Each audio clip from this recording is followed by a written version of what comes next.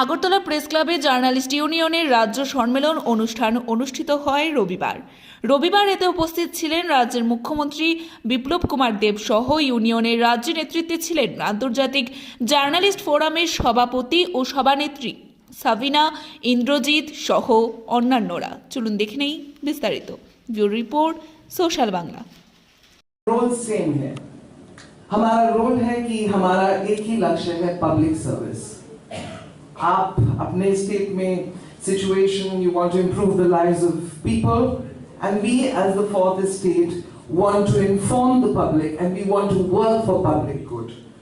और मैं आपसे खाली एक रिक्वेस्ट करूंगी और मुझे करने की जरूरत नहीं है क्योंकि बहुत अच्छा लगा मेरे कॉलीग से सुनने के लिए कि you are a government which is friendly and supportive of the media, but my whole outlook खाली इंडिया में नहीं but विदेश में भी outlook ये हुआ है कि सरकारों को यूनियंस को दुश्मन नहीं समझना चाहिए. They should not consider us as enemy or somebody who is going to fight them. The fact is that we as trade unionists, we are a voice of the journalists and we are also a voice of the people because we are representing the people. So I hope we work hand in hand. I want to just quickly talk about Indian Journalists Union. बहुत बदलाव आ रहा है, media में बहुत बदलाव आ गया. मेरे president ने अभी कहा है कि आज की स्थिति में हम लोग को आगे सोचना है, बल्कि अभी सोचना है, आगे नहीं अभी सोचना है. Print media, newspapers, electronic media, ये सब पीछे छूट रहे हैं धीरे धीरे करके. Digital media, online media is the media today. So I hope the TJU will make sure कि जो पत्रकार हैं they have to be trained, they have to be prepared for the new world. We have to grow digitally. Indian Journalists Union is the Indian Journalists Union is the largest union in the country of journalists, state unions, and our mission is public service. And we have members across 15 states और हम धीरे धीरे आगे बढ़ रहे हैं. North east हमारा मोरलेस पूरा कवर है and we are going to grow. However, हमें problems face कर रहे हैं. हम problems face कर रहे हैं with new labor codes, but वो बात मैं नहीं करूँगी यहाँ.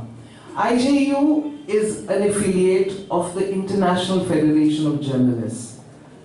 I don't know हमारे comrades और हमारे colleagues कितना मालूम है उनको International Federation of Journalists का, but International Federation of Journalists is the largest trade union body of the world. इसमें कुछ 6 लाख मेंबर हैं और 150 कंट्रीज से हम लोग इस फेडरेशन को बनाते हैं. And I've had the honor कि जिस तरह आप इलेक्शन लड़ते हैं, पूरा स्टेट है. जब मैं पहली बारी वहां इलेक्शन लड़ी तो स्टेट नहीं था पर एक कांग्रेस थी 300 मेंबर्स की 150 कंट्री से, और मुझसे जब पहली बारी पूछा गया कि आप इलेक्शन लड़िए तो मेरा पहला रिस्पांस था नहीं, क्योंकि मैं सबीना नहीं थी, मैं इंडिया रिप्रेजेंटेटिव थी. I was representing the Indian Journalists Union and I was representing my country because countries की unions होती हैं. पर मेरे प्रेसिडेंट, उस वक्त प्रेसिडेंट दूसरे थे, तो उन्होंने कहा कि नहीं आप जरूर लड़िएगा. एंड मुझे मैंने लड़ा और मैं जीत के आई. मैं नहीं, इंडियन जर्नलिस्ट यूनियन जीत के आई और टॉप 5 में थे. और ये बहुत इंपॉर्टेंट रहा है मेरे 15 सालों में ऑफ द IFJ कि इंडिया का पर्सपेक्टिव चेंज करना है. What is India all about? Unfortunately हमारा जो इंडिया फॉरेनर्स को दिखता है, it has got to do with, you know, a country of elephants, snake charmers. That has changed.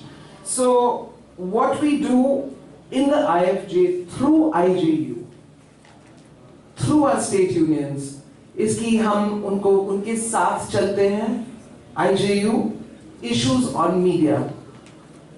Colleagues, we are going through a very difficult time. बहुत ही difficult times है media के लिए. Press freedom चाहे हमारे देश में ही नहीं, across the country, even the biggest democracy like the United States of America, press freedom was under threat. So that is one issue that we are fighting for, is press freedom. The second issue that we fight for is the attacks that are happening on journalists across the globe.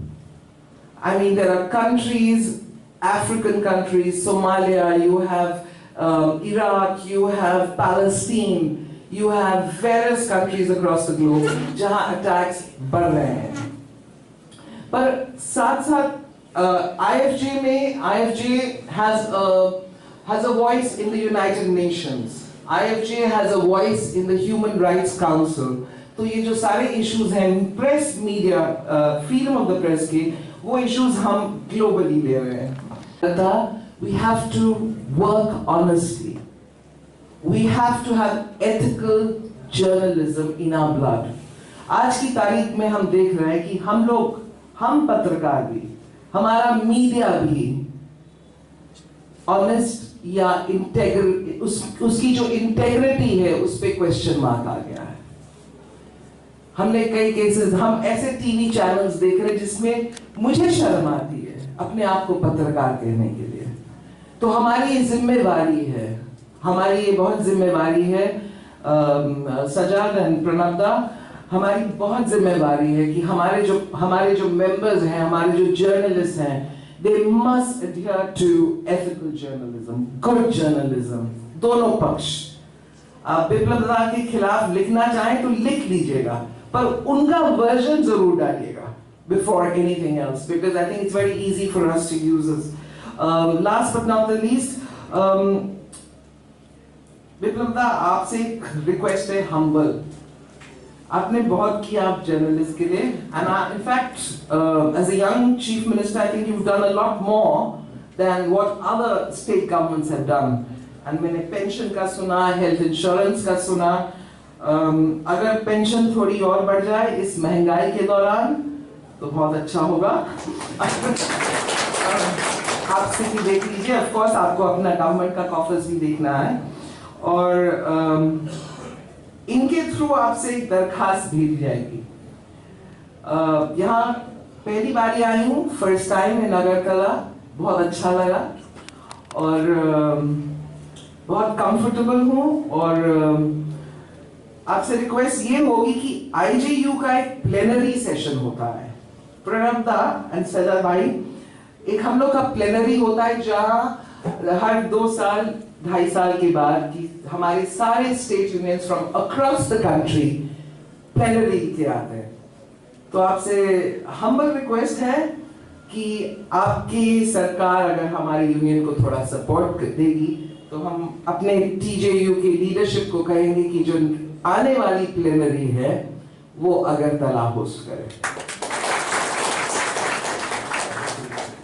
And comrades, I just want to say, मैं खाली कहना चाहती हूँ कि TJU ने IJU की strength बढ़ाई है और आप इनकी स्ट्रेंथ है, और हम चाहते हैं कि IJU आगे बढ़े.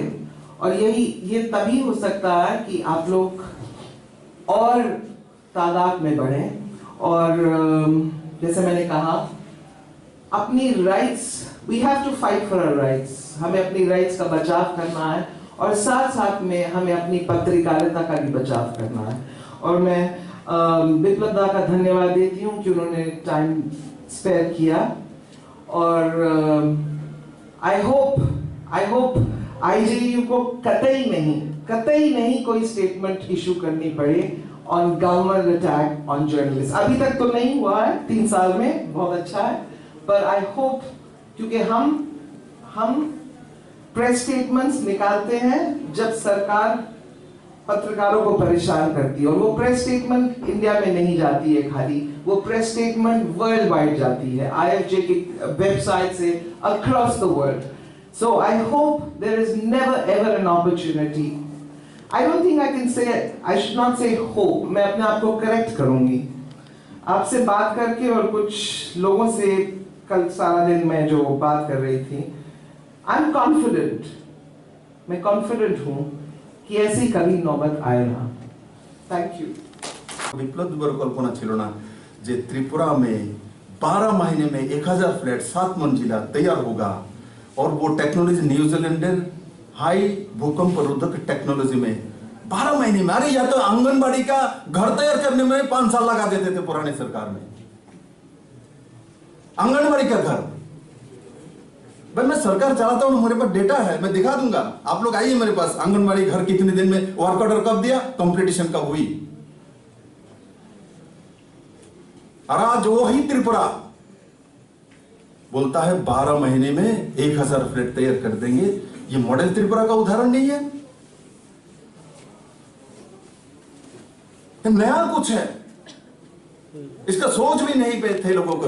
ওপেন আছে, এটা একটা কোর্ট বা ফাংশন করে, কিন্তু এটা অনেক ইনফর্মাল ওয়ে অনলাইন কমপ্লেন করে আপনারা সলভ করতে পারবেন. আর একটা আমার প্রেস কাউন্সিলের প্রতি বছর একটা অ্যাওয়ার্ড অ্যানাউন্স করে, যেখানে খালি নর্থ ইস্ট লাগে, নর্থ ইস্ট জম্মু কাশ্মীর আর নকশাল প্রদেশ লাগে, একটা সেপারেট অ্যাওয়ার্ড আছে যেগুলি যে আপনি এলিজিবল হবেন যে নর্থ ইস্টের জার্নালিস্ট সাংবাদিক তারা এখানে কমপ্লিট করতে পারেন. আমি আর কিছু বলবো না.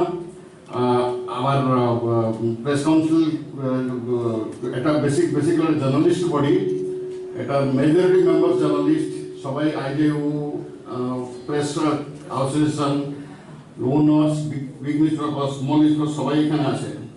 আর প্রণোদা বলেছেন একটা ইনসিডেন্ট হয়েছে, তার সিওমোর অ্যাকশন নেওয়ার লাগে, সে আমাকে চিঠি দিয়েছে, আমি নিজে যাই, এটা নিশ্চয়ই ফলো আপ করবো. Thank you. त्रिपुरा का आत्मनिर्भर त्रिपुरा का रूप था वहां. और मैंने शिल्प मेला के समय भी जब मैं कमेटी लेकर बैठा था, हम बोले भाई तुम्हारा थीम क्या है शिल्प मेला का. बोले शिल्प मेला कराएंगे. हम बोले भाई ऐसा नहीं, कोई थीम होना चाहिए, किसको पर करोगे, किसको प्रमोट करोगे. तो बोले सर क्या करना. हम लोग बाम्बू के ऊपर लगाओ. और टेब्लू के समय भी मेरे पास आया तो हमने बोले ठीक करो. बोले ये हम लोग बिल्कुल नहीं, बाम्बू के ऊपर करो. क्योंकि बम्बू के कारण से इसके साथ और भी जो प्रोडक्शन है कुल मिला के लगभग 1 से 1.25 लाख करोड़ रुपया भारत से बाहर चली जाती है. माननीय प्रधानमंत्री जी ने ये बोला है, बोलो मुझे वो रोकना है और यही पैदा करना है. और विशेष करके ये ज्यादा रुक सकता है नॉर्थ ईस्ट के राज्य. और नॉर्थ ईस्ट के राज्य एक समय 1947 के पहले हमारी जो इकोनॉमिक ग्रोथ था 23% जीएसटी. बिल्डिंग अपने लागत से, सरकार लागत से बिल्डिंग उठाती थी. ये आईएलएस हॉस्पिटल के पीछे आज तक बहुत फ्लैट बिकी नहीं. मैंने भी जब हाउसिंग बोर्ड को बोला तुम लोग भी एक फ्लैट बनाओ, तो मेरे पास एक फाइल भेजा, सर फाइनेंस से 50 करोड़ रुपए दीजिए, हम इसी को लगा के शुरू कर देते हैं. हमने बोला किसने बुद्धि दी आपको, कहां से बुद्धि हैरात में लेते हो. एक पहले बनाया, आज तक बेच नहीं पाया 15 साल में. आप लोगों को समझ में नहीं आता. आप पहले पब्लिक के पास जाओ, जमीन है प्राइम लोकेशन में, एडवर्टाइजमेंट करो, बुकिंग लो. जब बुकिंग आएगी इनके पैसे से इनको बना के दे देंगे, हम जमीन का पैसा हम कम लेंगे. हमने वही टेक्निक अपनाया, एडवर्टाइजमेंट दिया, बुकिंग पब्लिक ने किया. अब पब्लिक के पैसे से बिल्डिंग खड़ा कर देंगे, एक भी फ्लैट खाली नहीं रहेगा. और सरकार को बिजनेस करना भी आना चाहिए. चीफ मिनिस्टर दादा आप जो इतना काम कर रहा हो, प्रचार नहीं है, कोई बोलता नहीं है, आपके नीचे संगठन के लोग भी बोलता नहीं है. स्ट्रीट कॉर्नर में बोलना चाहिए, मिसिल करके बोलना चाहिए, जो ये हुआ, ये किया, ये किया, ये किया. मैं आज यहां कहता हूं, मैं गांव में घूमता हूं, लोगों के पास जाता हूं, लोगों को सब कुछ पता है. मैं जब पूछता हूं किसान सम्मान निधि के माध्यम से किस किस को मिला है, जरा हाथ उठाओ, तो अंधेरे में भी हाथ उठा लेता है. उसको एहसास हो जाता है. जब मैं पूछता हूं कोई कमीशन देना पड़ा क्या, नहीं. किसी लाइन में जाना पड़ा क्या? नहीं। कितना पैसा मिला? बोले 6,000 रुपीज। अकाउंट में पहुंच गया? यस। तो ये जो त्रिपुरा जैसा छोटा स्टेट में जिसमें आबादी 37 लाख है और उसमें 2,32,000 गरीब किसान फैमिली के पास 6,000 रुपीज पर ईयर पहुंच जाना बहुत बड़ी बात है। आज त्रिपुरा में 1 इंच जमीन खाली नहीं रहता। आप लोग जर्नलिस्ट आप पता करो जाके पहले क्या होती थी, क्या सोचती है। किसी के पास जमीन है, मान के चलो 10 एकड़ जमीन है। कार्यक्रमे আমাকে আমন্ত্রণ করার জন্য জার্নালিস্ট অ্যাসোসিয়েশনকে আমি অনেক অনেক ধন্যবাদ জানাই। আর তার সঙ্গে সঙ্গে যা যা আমরা আলোচনা করেছি সেগুলো ভুলে না যাওয়া, সেগুলোকে অ্যাড করে আগামী দিনে চলার রাস্তা তৈরি করা। আর একটাই তো মন্ত্র সবার, গুড গভর্নেন্স, গুড জার্নালিজম, আর তার উপরে সবার জন্য কাজ, ওয়ার্ক কালচার। সবাইকে অনেক অনেক ধন্যবাদ। জয় और गुड জার্নালিজম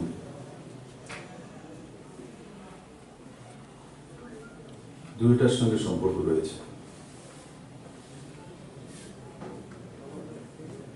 গুড গভর্নেন্স যদি আমার কাছ থেকে আশা করে তো আমি আশা করি গুড জার্নালিজম, যেটা শাবিনাজি বলে। স্বাভাবিক যারা এখানে সাংবাদিকতা করেন ওনারাও ত্রিপুরা নাগরিক, ওনারাও আমার ভাত খাওয়ার জন্য চাউলি লাগাতে হবে তার মধ্যে কে বলেছে? গ্লোবালাইজেশনের জামানা, ডিজিটালাইজেশনের জামানা। त्रिपुराते धान 1 টাকা যদি लागत হয়, 1 रुपया लागत हो तो 1 रुपया 45 पैसा आती है, मैंने 45 पैसा लाभ होती है। और हमने भुट्टा लगाया, मैदे लगाया तो उसमें 1 रुपया लागत में 2 रुपया 45 पैसा आती है। तो इस सरकार ने पहले मैंने देखा एग्रीकल्चर में तय किया इतने शेयर करना, नया सोचे था नहीं। ये तो बोलते थे ये ट्राइबल का खाना, ये सब कौन खाता है? घास को खास बास। आज इम्यूनिटी पावर बैम्बू शूट में बहुत ज्यादा है। इसमें बैम्बू शूट में आपके कोलेस्ट्रॉल कम करता है, आपके जो शुगर है उसको कम कर देता है, आपको बीपी कम कर देता है। जाइए जाके इंटरनेट पे देख लीजिए, जानकारी है आपको। उसी से हम लोगों ने मिक्स करके बिस्किट बना दिया और उस बिस्किट कहां पहुंचा दिया? प्रधानमंत्री के हाथ में। भाई साहब कहिए, गृह मंत्री के हाथ में पहुंचा दिया, राष्ट्रपति के हाथ में पहुंचा दिया, बैम्बू बोतल में पैकिंग करके।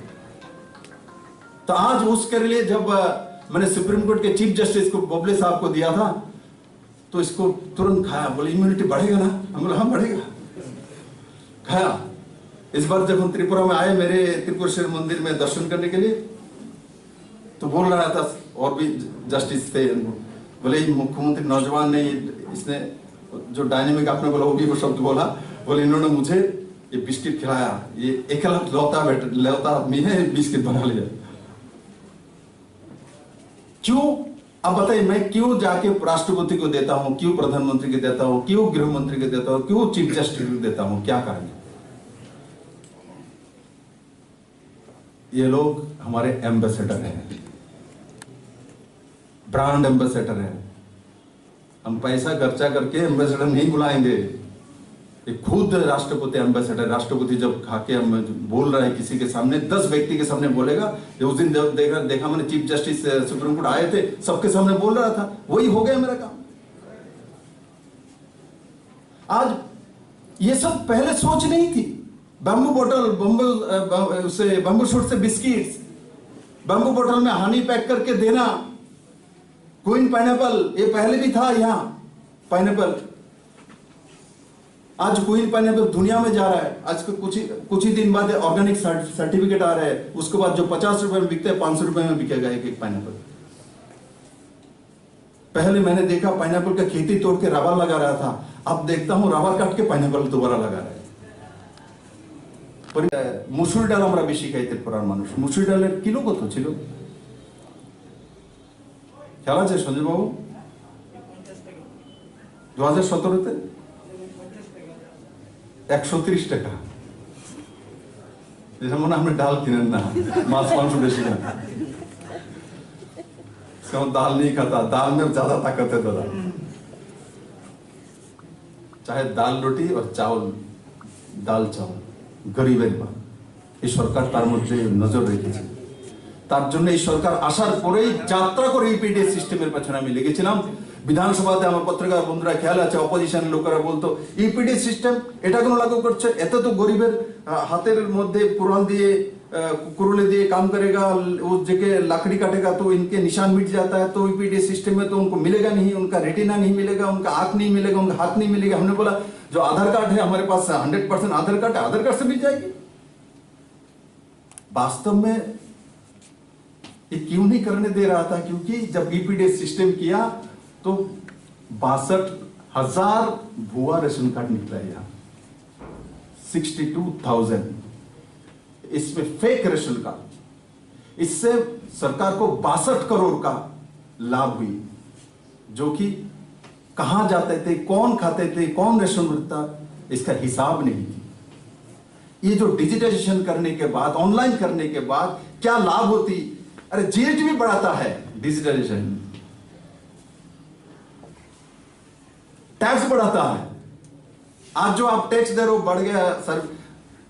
मैंने कोई नया टैक्स नहीं लगाया त्रिपुरा में, आप लोग जानते हैं, ऐसा कोई नया टैक्स नहीं लगाया, सिर्फ ट्रांसपेरेंट किया। हमने एक बड़ा सेक्टर हमारे एक्साइज से आता है, हमने उस टेंडरिंग व्यवस्था के ट्रांसपेरेंट किया। जहां 40 करोड़ रुपए हमको मिलता था, आज 90 करोड़ मिलता है, डबल से ज्यादा। वो पैसा मैं लेके थोड़ी जाऊंगा, वो पैसा मैं किसी प्रोग्राम में डालता हूं पब्लिक के लिए। तो इसीलिए जो दाल चाल के बारे में बोल रहा था, इस सरकार को आम आदमी, अंतिम व्यक्ति, अंत्योदय व्यक्ति के प्रति ख्याल है। आप लोग अभी एहसास करिए, दाल अभी भी त्रिपुरा में 130 रुपए नहीं हुआ, आज भी मसूर दाल 90 रुपया है, 85 रुपया है। इस सरकार ने 50 रुपया कम करके रख दिया, जो त्रिपुरा के इतिहास में रिकॉर्ड है। चावल का भी रेट नहीं बढ़ा। जो मोटा चावल हम लोग आम आदमी खाते हैं, उसका रेट नहीं बढ़ी। जैसे दाल चावल का नीचे रेट नहीं बढ़ा, गरीब के लिए भी ख्याल है। दूसरे तरफ जिसके पास पैसा है, जो कलकत्ता में फ्लैट खरीदने वाले थे, मुंबई में, दिल्ली में जाके पॉश एरिया में फ्लैट खरीदता है, उसके लिए भी इस सरकार ने अगरतला में फ्लैट बनाना शुरू कर दिया है। और 2,500 फ्लैट बनेगी, 15 मंजिला 16 मंजिला बिल्डिंग त्रिपुरा में खड़े होगी, आईटी हब हो रहा है। उस दिशा में सरकार काम कर रहा है। 3 साल बाद मैंने सविना जी को बोला, 3 साल बाद आके त्रिपुरा को देख लीजिए, त्रिपुरा कहां खड़ा होगी। लाना और संगे संगे industrial development, GDP growth, agriculture growth, transportation, সেটা রেলওয়ে হোক, সড়ক মার্গ হোক আর রেলওয়ে মার্গ হোক, ওয়াটারওয়েজ, এই সবগুলো নতুন করে ত্রিপুরাতে জোড়া হয়েছে। এই গুড গভর্নেন্স, গুড জার্নালিজমের সঙ্গে তার উপরে যদি কোনো কিছু আছে, সেটা হচ্ছে ওয়ার্ক কালচার। মূল কথা হচ্ছে ওয়ার্ক কালচার। সারা দিন কাজ করি, যে যেখানে প্রফেশনে রয়েছেন, এই হাউস থেকে যাওয়ার সময় সিদ্ধান্ত করিনি আমি যেখানে যাব, যেখানে বসবো, সারা দিন কাজ করব, বাস। প্রশস্তি নিশ্চিত আসবে। আমিও এই মন্ত্রে বিশ্বাস করি। এই একটা মন্ত্র যে কোনো রাজ্যকে, কোনো রাষ্ট্রকে এস্টাবলিশ করা, দাঁড়ানো, কাজ করা, যেটাই আছে, না বসে থাকা। কাজ করলে শরীরও ভালো থাকবে, মন ভালো থাকবে। আর যদি কাজ না করি, বসে থাকি, তো অলস মস্তিষ্ক শয়তানের বাসা। আমি বলিনি তো কাহাবত সত্য, কিছু না কিছু তো বাড়ি। মানুষ দুনিয়ার সর্বশ্রেষ্ঠ জীব। তো সর্বশ্রেষ্ঠ জীব যদি কাজ না করে বসে থাকে, তো চিন্তা করবে না, তাহলে সর্বশ্রেষ্ঠ জীব কিছু না কিছু তো ভাববে, কিছু না কিছু চিন্তা করবে। তার জন্য নিজের জন্য কাজ তৈরি করে নেওয়া। কাজ নেই তো সেবক বাবুকে জিজ্ঞাসা করে কাজ একটা তৈরি করা, সেবক বাবু না হলো তো প্রণব বাবুকে ফোন করা, প্রণব বাবু না হলো দরকার হলে আমার ঘরে ফোন করে দিন, দাদা কাম নাই হয়ে গেছে। বিনা কাজে না বসা, রোজগার হোক না হোক, সব কাজে রোজগার হয় এমন না। আমরা অনেক কাজ করি সমাজে রোজগার ছাড়া, সব কাজে রোজগার হয় না।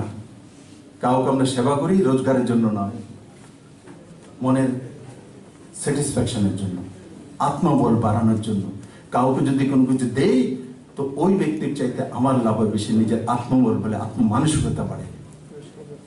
কারণ হাত এভাবে করা সবাই জানে, তাতে কারো আত্মবল বাড়ে না। আর হাত এভাবে দিতে পারলে যখন শেখে তখন তার মধ্যে আত্মবল বাড়ে। আমি আশা করি আপনাদের এই সম্মেলন সফল হবে।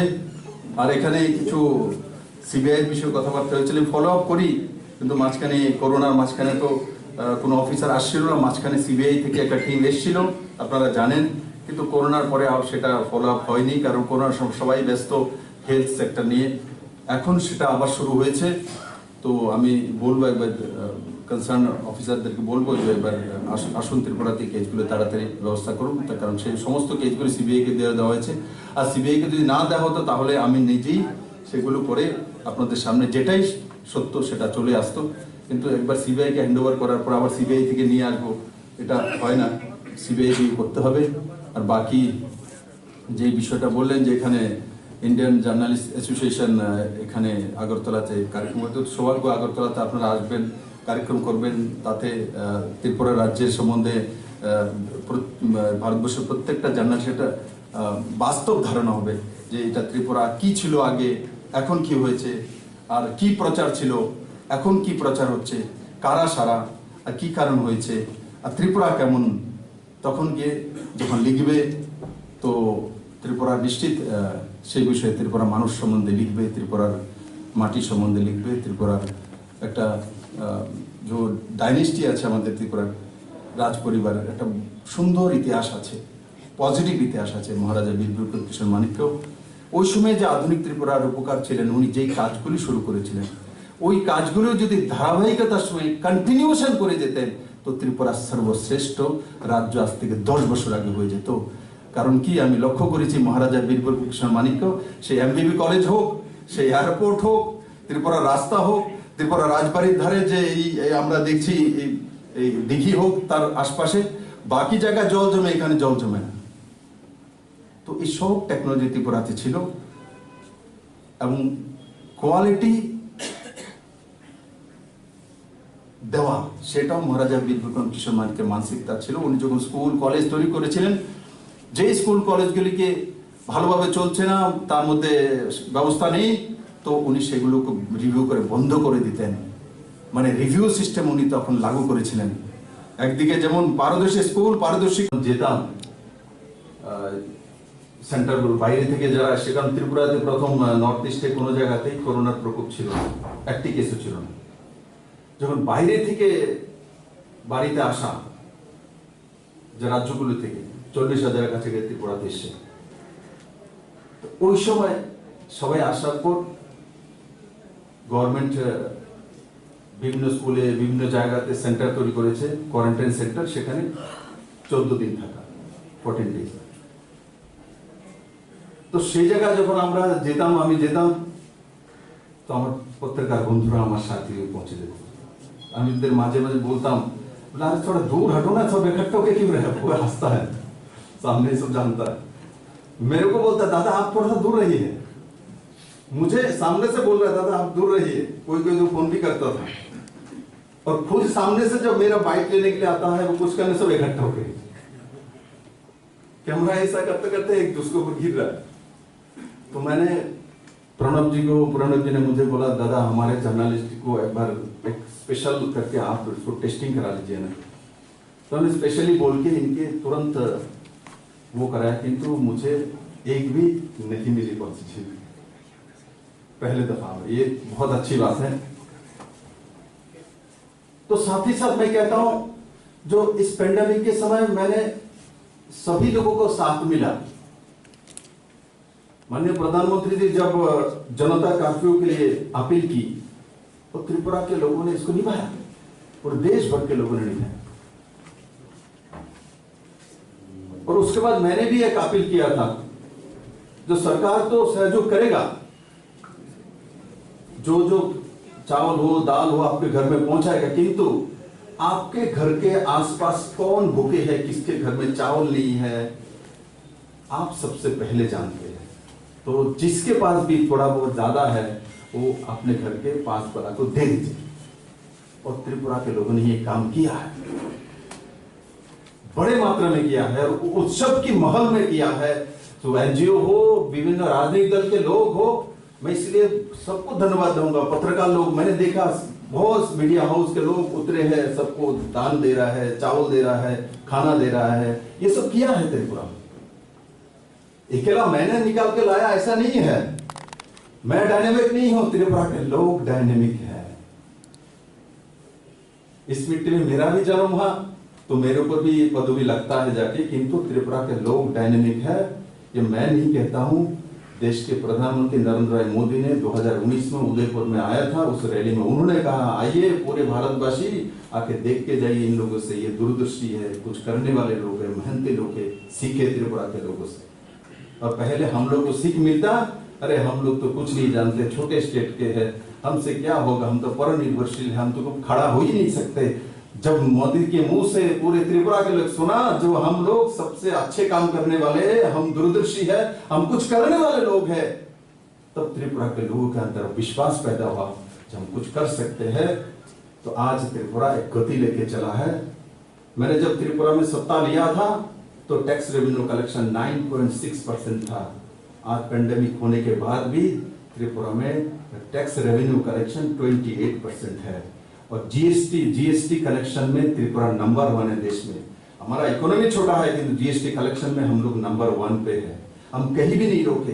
जो प्राइमरी सेक्टर है 2017 में 6.4% था त्रिपुरा में, 32 महीने में 10 महीना तो कोरोना में निकल गया। त्रिपुरा में जो अभी जो प्राइमरी सेक्टर एग्रीकल्चर सेक्टर में जो ग्रोथ है वो 6.4 से उठ के 13.77 नॉर्थ ईस्ट में नंबर 1 है।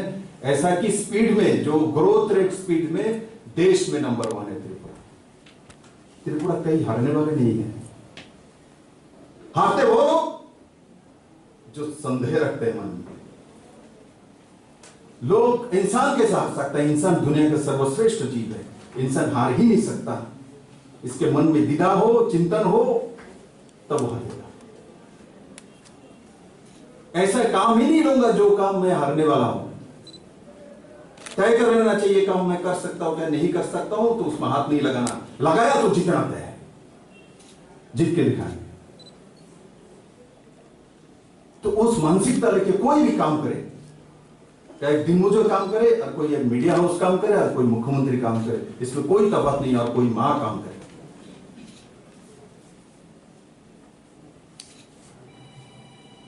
जुनून होना चाहिए काम में। और पत्रकारिता था वो एक इसमें तो जुनून ऐसे पैदा होता है और सभी समय मन को एक ऊर्जा मिलता है कि हर समय नया कुछ मिलता है। ये कोई क्लरिकल ऑफिस में मैं जाऊंगा, जाके डेली वही फाइल में सिग्नेचर में वही करूंगा। पत्रकार को पता नहीं आप क्या होने वाला है, आप किससे मुकाबला करना पड़ेगा, काल में क्या लिखूंगा वो तय नहीं होता। आज जो तय करके लिखता है उससे मैंने जिन्हें बोल दिया ऐसा नहीं करना चाहिए। तय करके संपादकीय लिखा जाता है, संवाद नहीं लिख सकते। कि संवाद आपके हाथ में नहीं है, संवाद तो सोसाइटी के अंदर रहता है। वहां क्या हो रहा है आपको कैसे पता है? आपको पता है वो जर्नलिज्म नहीं है।